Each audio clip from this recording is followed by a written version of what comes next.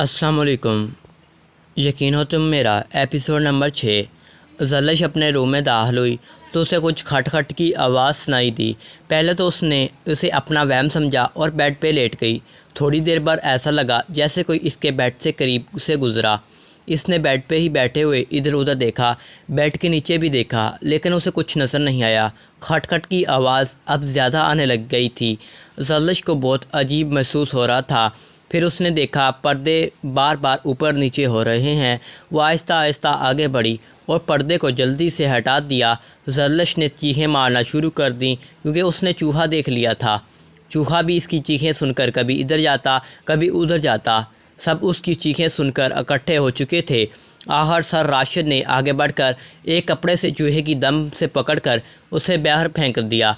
सब बार बार ज़लिश को देख रहे थे और सबकी हंसी नहीं रुक रही थी और वह शर्मिंदा सी सर झुका कर खड़ी थी।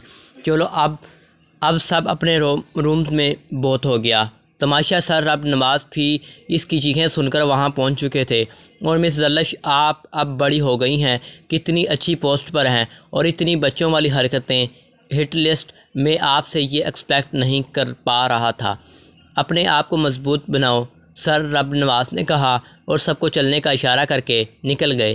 कैसा लगा ये खूबसूरत सीन? फैज़ान सबके जाने के बाद अब इसके रूम में खड़ा था।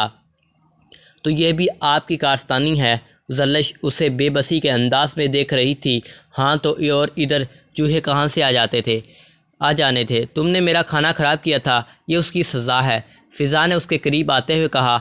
आप ज़लिश को इस वक्त बहुत गुस्सा आ रहा था। इस बार इसने अपने हाथ की उंगली इसकी तरफ उठाते हुए कहा और फिर वैसे ही अपने हाथ की मुट्ठी बंद कर ली। ज़लिश सचमुच में बहुत डर गई थी, इसलिए वो सहमी हुई थी और फैज़ान इसकी इस हालत को देखकर एंजॉय कर रहा था। निकलिए आप यहाँ से। ज़लिश ने फैज़ान को हाथ पकड़ा और इसे ज़बरदस्ती खींचने की कोशिश की, लेकिन फैज़ान टिस से मिस ना हुआ। मैं क्यों जाऊँ, वो भी तुम्हारे कहने पर? फैज़ान ने इसकी इसी हाथ को मजबूती से पकड़ते हुए इसकी आंखों में आंखें डालकर कहा। क्योंकि मुझे सोना है। ज़लिश ने अपना हाथ छुड़ाने की कोशिश करते हुए कहा। ठीक है, मैं चला जाता हूँ, लेकिन आइंदा मुझसे कोई भी पंगा लेने की कोशिश नहीं करना, वरना मुझसे बुरा कोई नहीं होगा। फैज़ान ने इसका हाथ को ज़ोर से छोड़ते हुए इसे गुस्से से वार्न किया। आपसे बुरा भी कोई होगा।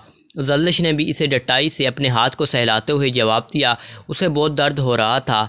क्या कहा तुमने? फैज़ान अब इसके करीब आ रहा था। ज़लिश ने अपने कदम पीछे हटाए और किसी चीज़ से टकरा कर नीचे गिर गई। फैज़ान भी इसी रफ्तार से नीचे इसके ऊपर गिर गया क्योंकि इसको भी पता नहीं चला। अब ज़लिश और फैज़ान के दरमियान कोई फ़ैसला नहीं था। उठिए ऊपर। ज़लिश इसको धक्के देने की कोशिश कर रही थी। उठ रहा हूँ, मुझे भी कोई शौक़ नहीं तुम्हारे ऊपर गिरने का। फैज़ान वही से साइड पे हो गया और उठ गया और ज़लिश को गुस्से से देखते हुए बाहर निकल गया। ज़लिश को नीचे गिरने की वजह से काफ़ी चोट लग गई थी। वो बहुत मुश्किल से बेड का सहारा लेकर उठी और तकलीफ़ में ही सो गई। उठो इशाल, ये मेरे कपड़े प्रेस करो, वलीद ने आकर इशाल को कहा, जो टीवी पे कोई ड्रामा देख रही थी। मुझसे नहीं होते कपड़े प्रेस, मैं ड्रामा देख रही हूँ। इशाल ने बहुत ही लापरवाही से जवाब दिया। मैं कह रहा हूँ ना उठो तो मतलब उठो और मेरे कपड़े प्रेस करो। वलीद को इसकी लापरवाही वाली हरकतों पे बहुत गुस्सा आता था। नहीं, मैं नहीं उठना। इशाल अभी भी ज़िद पे अड़ी हुई थी। वलीद ने इधर उधर देखा, कोई भी नहीं था। उसने इशाल को अपनी बाहों में उठा लिया। ये क्या कर रहे हो? आज आप छोड़ो मुझे। इशाल नीचे उतरने की कोशिश कर रही थी, लेकिन वलीद उसे छोड़ने वाला नहीं था।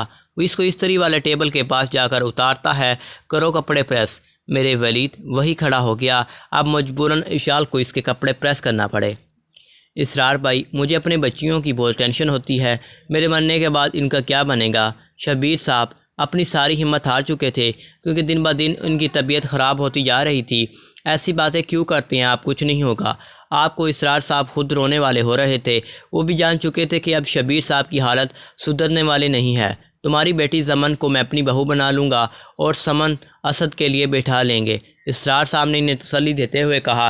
भाई, मेरी बेटियां आपकी भी बेटियां हैं। अब मैं इनकी फ़िक्र से आज़ाद होकर मर सकूँगा। ऐसी बातें नहीं करो। इसरार साहब ये सब बर्दाश्त नहीं कर पा रहे थे, इसलिए वो उठकर बाहर चले गए। यूनी में ज़लिश का अब दिल लग चुका था। वो अपना काम बहुत दिल जमी से करती थी। फैज़ान में बहुत बज़ी हो गया تھا کیونکہ اسٹوڈنٹس کی نرم ٹرمز شروع ہو چکی تھی۔ کبھی کبھی زلش اور فیضان کا آمنا سامنا ہو جاتا تھا، لیکن وہ صرف کام کے سلسلے میں بات کرتے تھے۔ فیضان اپنے کام میں مصروف تھا۔ زلش کی اچانک نظر اس پر پڑی۔ Blue shirt and blue jeans میں ملبوس پسینے کی بوندوں کو پونچھتے ہوئے وہ بہت دلکش لگ رہا تھا۔ زلش اس سے اپنی نظر نہیں ہٹا پا رہی تھی۔ جب فیضان کی اس پر نظر پڑی تو وہ اسے ٹک ٹکی باندھ کر دیکھ رہی تھی۔